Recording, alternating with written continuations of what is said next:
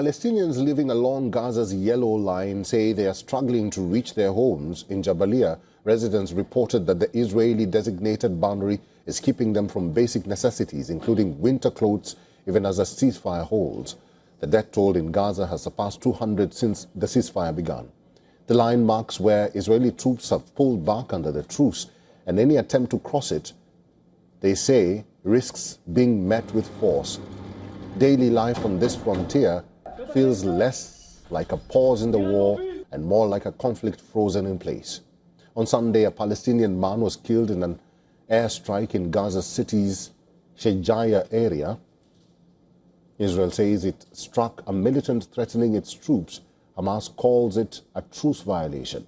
Both sides continue to blame each other for breaching the fragile deal.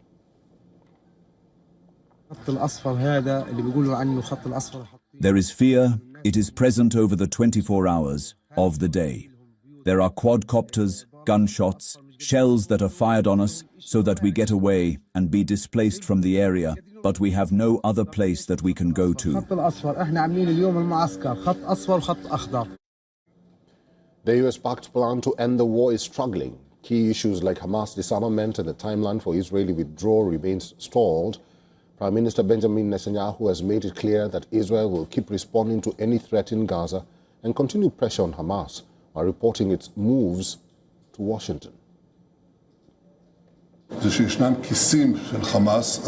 There are still Hamas pockets in areas under our control in Gaza, and we are systematically eliminating them. There are actually two, one in Rafah and one in Khan Yunis, and they will be eliminated.